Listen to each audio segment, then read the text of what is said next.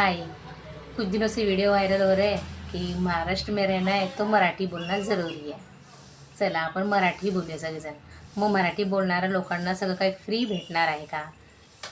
त्यांना काय घरी बसून खायला देणार आहेत का? नाही, शेवटी आपल्याला कष्ट करूनच खायचे आहेत ना.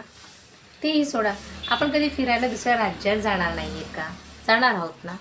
मग त्या लोकांना सुद्धा असं वर्तणूक केल्यावर आपल्यासोबत तर कसं वाटेल? तेही सोडा.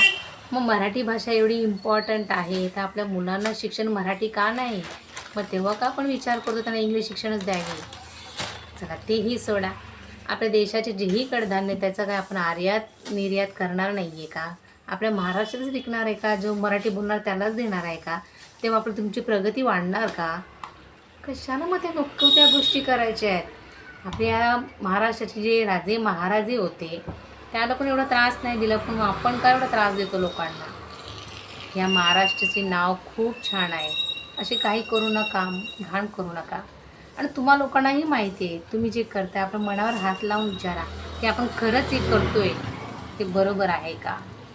नका त्रास देऊ. अगोदरच ना ह्या जीवनात ना एवढा त्रासाने भरलेला रोजची बातम्या ऐकून ना आणि पुन्हा ह्या गोष्टी करतोय आपण वेड्यागत.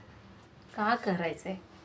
लोकांना प्रेम द्या यार, प्रेमाने वागा एवढीच प्रार्थना करत आहे. सगळ्यांची तीच आशा आहे. सगळेजण नॉर्मल लाईफ जगायला बघतायत. नको ते गोष्टी करू नका. कशाला इज्जत घालवते आपल्या महाराष्ट्राची? जगू द्या सगळ्यांना, सगळी भाषा बोलू द्या लोकांना. तेव्हाच तर ह्या देशाला काय बोलतात, काय बोलतात त्याला, चव आहे, रस आहे. नका करू. माझी गोष्टी जर समजत असेल ना तर कृपया करून थोडी तरी बुद्धी वापरा. नका भांडणं करू आपापसामध्ये. एवढीच बोलणार. Thank you so much.